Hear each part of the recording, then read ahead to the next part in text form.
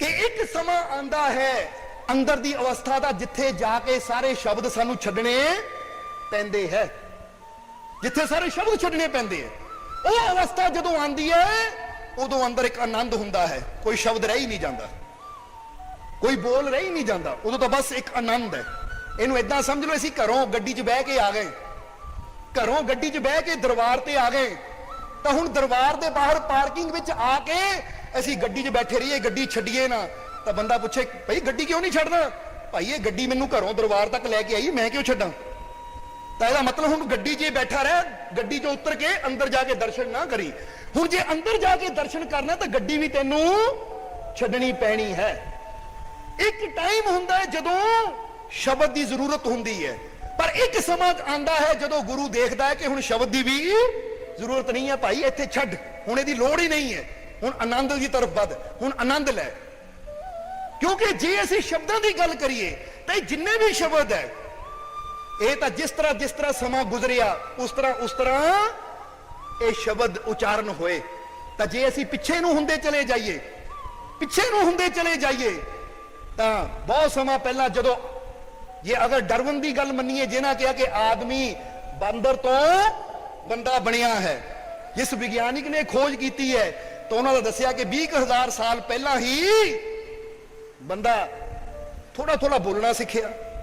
जरा गौर करना, क्योंकि 20,000 साल पहला दसदा बंदा थोड़ा थोड़ा बोलना सीखिया, बंदा उस तो पहला डायनासोर सी, करोड़ों साल पहला ये सी वो सी, बंदा आए बाद चो फिर बंदे ने बोलने की कला सीखी, फिर हथियार बनाने की कला सीखी। इस तरह कई चीज़ां उन्हें अपनी किताब अंदर खुल के दसियां है। तो जरा हुण ये गल बड़ी समझण वाली है बरीकी नाल कि जदों बंदे नूं कुछ बोलना नहीं आंदा सी, क्योंकि हुण जो भी असीं बोलदे हां ऊड़ा ऐड़ा का खा ए बी सी, ये अपनी सुविधा वास्ते बनाई गई है ताकि सानू एक दूजे नूं समझण दी सुविधा होवे। और अज जिन्ने भी प्रभु दे नाम है, चाहे असीं वाहिगुरू कहंदे, अल्लाह कहंदे, राम कहंदे, ईश्वर कहंदे, भगवान कहंदे हां, ये शब्दां तो बने हुए हैं। हुण जरा सोचो, हुण जरा सोचो कि जदों इंसान नूं बोलना नहीं आंदा सी, अगर उस समय चले जाइए तो उस वेले परमात्मा का नाम की होएगा? या इन्ना सोच लो कि जदों इंसान भी नहीं सी, कल्ले डायनासोर ही सी, उदों परमात्मा का नाम की लिया जाता होएगा? कि उस वेले हो गए होणगे एक शब्द, दो शब्द, चार शब्द, पांच शब्द, 7 शब्द? नहीं, उसने तो कुछ भी नहीं सी। हुण जरा ये गल समझण वाली है कि जिद्दां जिद्दां असीं पिछे अपने प्रभु की तरफ जावांगे, इस संसार दे झमेलियां नूं छड्डदे छड्डदे उदां उदां धीरे धीरे सारे शब्द गिरदे चले जाणगे, सारियां भाषावां गिरदियां चलियां जाणगियां। क्योंकि जिन्नियां भी भाषावां बनाईयां इंसान की बुद्धि ने बनाईयां है। इंग्लैंड चले जाओ इंग्लिश बोली जाती है, जापान चले जाओ जापानी बोली जाती, चीन चले जाओ चीनी बोली जाती है। हुण जरा ये गल बड़ी समझण वाली है कि हर देश ने अपनी भाषा पैदा की अपनी सुविधा वास्ते। तो हुण परमात्मा तो इक्को ही है ना, परमात्मा तो इक्को ही है ना। हुण जे परमात्मा एक है तो फिर एदा मतलब है फिर परमात्मा की भाषा केड़ी हुई? फिर परमात्मा की भाषा केड़ी हुई? क्योंकि इन्ने देश है, हर देश की अपनी भाषा है। इसलिए जर्मन चले जाओ तो लोग जर्मन में फरियाद करते हैं, अरदास करते हैं और कहते रब जर्मनी समझदा है। इटालियन कहते रब इटालियन समझदा है, अरब वाले कहते कि रब अरबी समझदा है। हरेक ने अपनी भाषा अपने भगवान नाल जोड़ दी कि सिर्फ साडी भाषा ही समझदा है। पर असीं दसना चाहांगे कि जे सानू बनाने वाला परमात्मा एक है तो देश तो इन्ने है, भाषावां इन्नियां, तो रब की भाषा केड़ी है? तो एक गल कहांगे तुहानू, रब की भाषा कोई भी नहीं है। रब की भाषा मौन है, ओदी भाषा तो प्रेम है। इसलिए जदों असीं बोलांगे, जदों असीं बोलदे हां, जरा गौर करना, इत्थे 10 जीव बैठे हुण अलग अलग, एक जापानी बैठा होवे, एक चीनी बैठा होवे, एक अमेरिका तो बैठा होवे, एक कोई होर बैठा होवे, जदों बोलणगे उन्हां दी भाषा अलग अलग होएगी। पर जे सारियां नूं कहा जाए चुप करके बह जाओ तो मौन सारियां दा इक्को ही होएगा। मौन की भाषा इक्को ही होएगी, प्रेम की भाषा इक्को ही होएगी। कई बंदा कहता मैं प्रेम करदा, जो प्रेम का अनुभव है वो इक्को ही होएगा। सिर्फ बोल के पता लगेगा ये जापानी बोल रहा, ये चीनी बोल रहा है। इसीलिए असीं इत्थे दसना चाहते हैं कि थोड़ा जिहा असीं इस भरम नूं चकना है कि परमात्मा शब्द के जरिए, हाँ पहला शुरुआत विच शब्द की जरूरत है, पर एक अवस्था आती जिथे सब कुछ मौन हो जाता है, क्योंकि वह अवस्था प्रभु के नेड़े जाके शुरू होती है। क्योंकि ਉਹਦੇ घर की भाषा ही मौन है। इसलिए महात्मा बुद्ध ने साफ स्पष्ट गल कही सी कि जे प्रभु ਨੂੰ पाना है तो भाई मौन होने की कला सिख। पहला अपनी जुबान ਨੂੰ हौली हौली मौन कर, घट बोल, तो फिर अपने मन ਨੂੰ भी मौन च लिया, फिर तू प्रभु तक पहुंचेगा। इसलिए असीं कह रहे हैं कि सच्चियां गल्लां कौड़ियां जरूर लगदियां है, पर असीं थोड़ा जिहा समझना है अज, क्योंकि गुरु पूजा का मतलब ही यह है, गुरु का मतलब ही यह है जो सानू अंधकार चों कढ के ज्ञान की तरफ लै जावे, प्रकाश की तरफ लै जावे। इसलिए इन्ने ही भरम च ना बैठे रहो कि आ शब्द देने वाला पूर्ण गुरु, आ शब्द देने वाला अधूरा गुरु। जरा ये गल समझनी, परमात्मा कभी भी शब्दां नाल नहीं मिलता। परमात्मा जब भी मिलता है तो युक्ति और साफ नीयत दे नाल मिलता है, कर्मां दी सच्चाई दे नाल मिलता है, कर्मां दी सफाई दे नाल मिलता है। की फायदा तुसी शब्द उच्चारण करी जाओ, जो भी चंगा लगता बोली जाओ, पर कर्म ही माड़े करी जाओ या नीयत ही माड़ी रखो, तो फिर परमात्मा कित्थों मिलेगा। इसलिए युक्ति की जरूरत है, और युक्ति सानू गुरुआं रहबरां संतां दे कोलों मिलदी है, संतां दे कोल बैठ के मिलदी है कि किस तरह असीं अपने उस मालिक नू, परमात्मा नू पा सकते हैं। इसीलिए तो कि शब्द अंदर आया इत्थे वो भी नाल नाल दसना चाहांगे, क्योंकि समा काफी हो रहा है, इसलिए वो भी जल्दी जल्दी दसना चाहांगे कि एक शब्द विच आया है कि सतसंगत घाट एक है, सतसंगी आए हजार। कि सतसंग दा घाट एक हुंदा है और सतसंगी हजारां ही आ जाते हैं।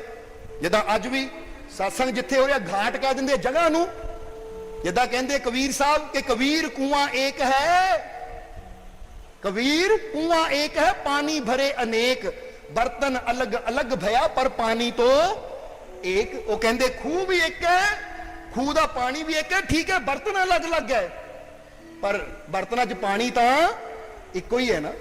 इसी तरह ये जिन्ने शरीर बैठे हैं समझ लो अलग अलग बर्तन बैठे हैं, पर अगर अंदर देखिए तो सारे अंदर पानी तो इको ही है, प्रभु दा, वो आनंद रूपी, वो परमात्मा रूपी, ਉਹਦੇ ਨੂਰ रूपी पानी तो सारे अंदर इको ही है।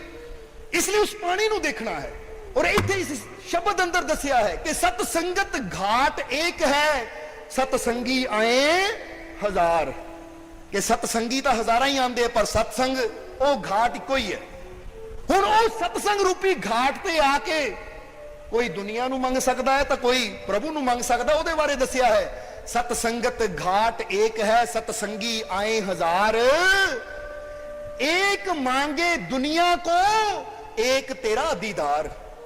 एक आके सत्संग विच बहंदा है तो दुनिया ही मंगदा है, दुनिया के पदार्थ ही मंगदा है, पर एक सतसंगी आंदा है, वो सत्संग च बहंदा है तो ओदा दीदार मंगदा है, ओदा दर्शन मंगदा है। दर्शन दीदार यानी वो प्रभु दा, ये गल याद रखना।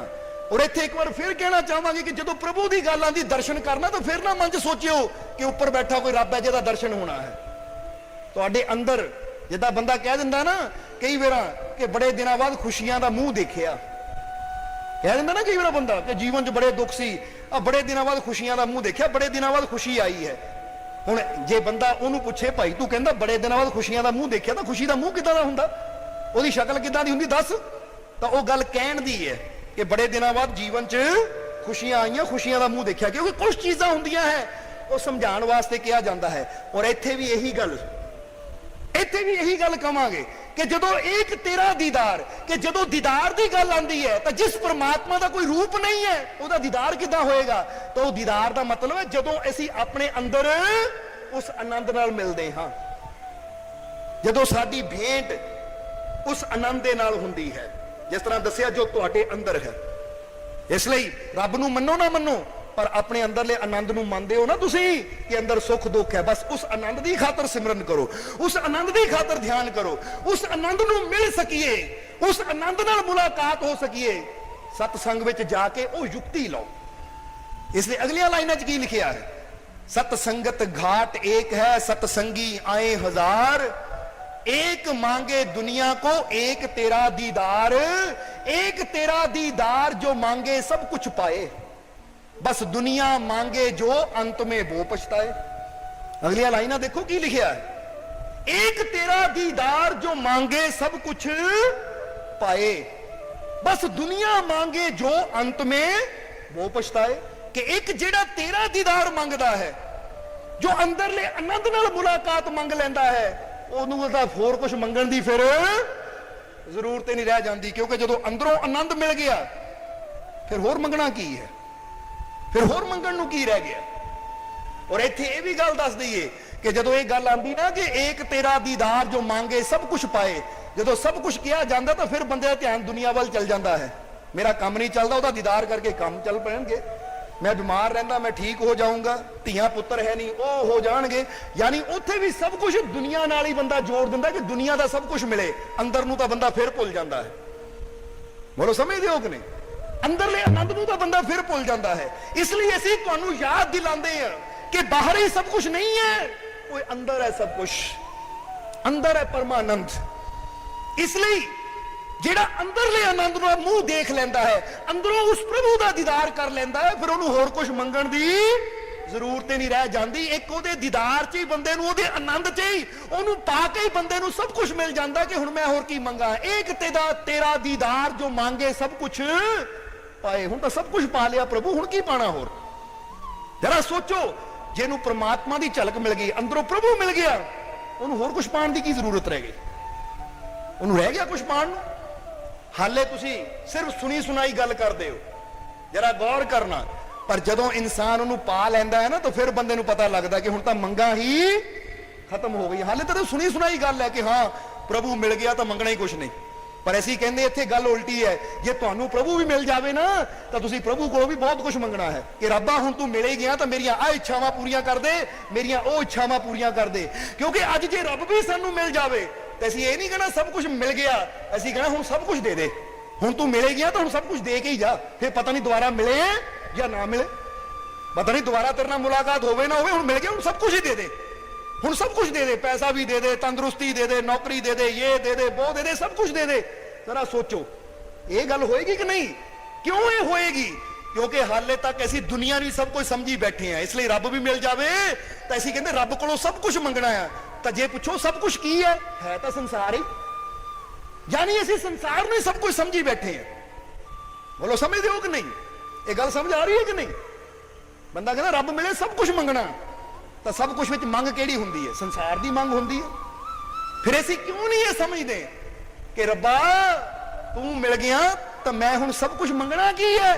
ਤੈਨੂੰ ਪਾ ਕੇ ਤਾਂ ਸਭ ਕੁਝ ਮਿਲ ਗਿਆ, ਹੁਣ ਤਾਂ ਮੰਗਾਂ ਹੀ ਪੂਰੀਆਂ ਹੋ ਗਈਆਂ, ਹੁਣ ਤਾਂ ਮੰਗਣ ਨੂੰ ਕੁਝ रह ही नहीं गया। वो है परमानंद। एक तेरा दीदार जो मांगे सब कुछ पाए, बस दुनिया मांगे जो अंत में वो पछताए। जे अपने उस आनंद नू छड़ के, प्रभु नू छड़ के असी दुनिया नू मंगदे चले जावांगे तो अंत विच सिवाय पछतावे तो साडे पल्ले कुछ नहीं पैना। क्योंकि फर्ज करो रब खड़ा है, रब कोलों मंग लिया कि रब्बा मेरी लॉटरी निकल आवे करोड़ दी, ਹੁਣ ਕਰੋੜ ਦੀ ਲੋਟਰੀ ਉਹਦੇ ਕੋਲੋਂ ਮੰਗ ਲਈ, ਰੱਬ ਗਾਇਬ ਹੋ ਗਿਆ, ਚਲਾ ਗਿਆ। ਅਸੀਂ ਕਰੋੜ ਦੀ ਲੋਟਰੀ ਮੰਗ ਲਈ, ਹੁਣ ਅਚਾਨਕ ਆ ਜਾਵੇ ਮੌਤ ਜੋ ਕਿ ਮਰਨਾ ਹੀ ਹੈ, ਜਦ ਵੀ ਆਣੀ ਅਚਾਨਕ ਹੀ ਆਣੀ ਹੈ। ਉਧਰ ਉਹਦੇ ਕਰੋੜਾਂ ਰੁਪਏ ਪਏ, ਹੁਣ ਇੱਧਰ ਬੰਦੇ ਦੀ ਮੌਤ ਸਾਹਮਣੇ ਖੜੀ ਹੋਵੇ ਤਾਂ ਫਿਰ ਬੰਦਾ ਨੇ ਪਛਤਾਣਾ। 10 ਕਰੋੜ ਰੁਪਏ ਵੀ ਮੰਗੇ, ਫਾਇਦਾ ਕੀ ਹੋਇਆ? ਇਹਨਾਂ ਨੂੰ ਤਾਂ ਰੱਬ ਨਹੀਂ ਮੰਗ ਲੈਂਦਾ। ਕਿਉਂਕਿ ਹੁਣ ਜਿੱਥੇ ਮੈਨੂੰ ਮੌਤ ਨੇ ਲੈ ਕੇ ਜਾਣਾ ਆ ਉੱਥੇ ਕਰੋੜ ਰੁਪਇਆ ਤਾਂ ਨਾਲ ਜਾਣਾ ਨਹੀਂ, ਉੱਥੇ ਜੇ ਰੱਬ ਨੂੰ ਮੰਗਿਆ ਹੁੰਦਾ ਤਾਂ ਰੱਬ ਨੇ ਜ਼ਰੂਰ ਨਾਲ ਜਾਣਾ ਸੀ, ਉੱਥੇ ਵੀ ਬੰਦਾ ਪਛਤਾਉਂਦਾ ਹੈ। ਇਸ ਲਈ ਤੁਸੀਂ ਵੀ ਜਰਾ ਗੌਰ ਕਰਨਾ ਕਿ ਤੁਸੀਂ ਜੋ ਮੰਗ ਰਹੇ ਹੋ ਕਿਤੇ ਐਸਾ ਤਾਂ ਨਹੀਂ ਮੰਗ ਰਹੇ ਕਿ ਜੇ ਹੁਣ ਮੌਤ ਆ ਜਾਵੇ ਤਾਂ ਬਾਅਦ ਚੋਂ ਪਛਤਾਣਾ ਪਵੇ ਮੈਂ ਕੀ ਮੰਗ ਲਿਆ। ਜਾਂ ਤੁਸੀਂ ਕੁਝ ਐਸਾ ਮੰਗ ਰਹੇ ਹੋ ਕਿ ਜੇ ਹੁਣ ਮੌਤ ਆ ਜਾਵੇ ਤਾਂ ਅਸੀਂ ਖੁਸ਼ੀ-ਖੁਸ਼ੀ ਜਾਣ ਨੂੰ ਤਿਆਰ ਹੋ ਜਾਈਏ ਕਿਉਂਕਿ ਮੈਂ ਐਸਾ ਮੰਗ ਲਿਆ ਜੋ ਮੌਤ ਤੋਂ ਪਾਰ ਵੀ ਮੇਰੇ ਨਾਲ ਜਾਏਗਾ। ਉਹ ਕੀ ਹੈ ਜੋ ਮੌਤ ਤੋਂ ਪਾਰ ਜਾਣਾ ਹੈ? ਉਹੀ ਤਾਂ ਤੁਹਾਡੇ ਅੰਦਰਲਾ ਪਰਮਾਨੰਦ ਹੈ। ਜਿਸ ਮਰਨੇ ਤੇ ਜਗ ਡਰੇ ਮੇਰੇ ਮਨੇ ਆਨੰਦ, ਉਹੀ ਤਾਂ ਆਨੰਦ ਹੈ ਤੁਹਾਡੇ ਅੰਦਰ। ਇਸ ਲਈ ਉਸ ਆਨੰਦ ਦੀ ਖਾਤਰ ਸਿਮਰਨ ਕਰੋ, ਉਸ ਆਨੰਦ ਦੀ ਖਾਤਰ ਬੰਦਗੀ ਕਰੋ ਔਰ ਉਹ ਯੁਕਤੀ ਦੇ ਨਾਲ ਆਨੰਦ ਮਿਲਦਾ ਹੈ। ਇਹ ਗੱਲ ਯਾਦ ਰੱਖਣਾ। ਇਸ ਲਈ ਬਸ ਦੁਨੀਆ ਮੰਗੇ ਜੋ ਅੰਤ ਮੇ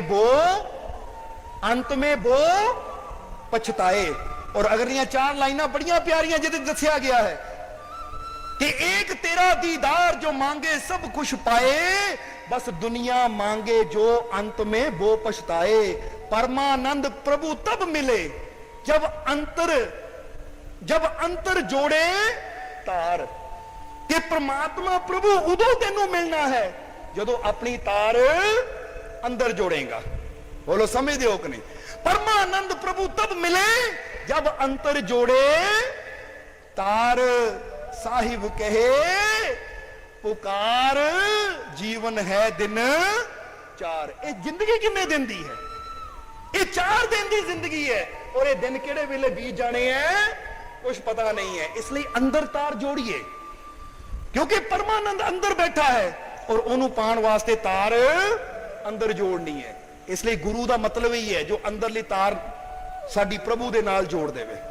पर वो तो फिर ही जुड़ेगी जो असीं कोशिश करांगे। जिस तरह एक जीव ने सवाल पूछा है, ਇਹਦਾ भी जवाब फटाफट दे दईए कि मालिक जी सच्चा गुरु कौन हुंदा है, पूर्ण गुरु की निशानी की है, असीं सच्चे गुरु की पहचान किवें कर सकते हैं। ये 3 सवाल जीव ने पूछे कैलगरी कनेडा तो।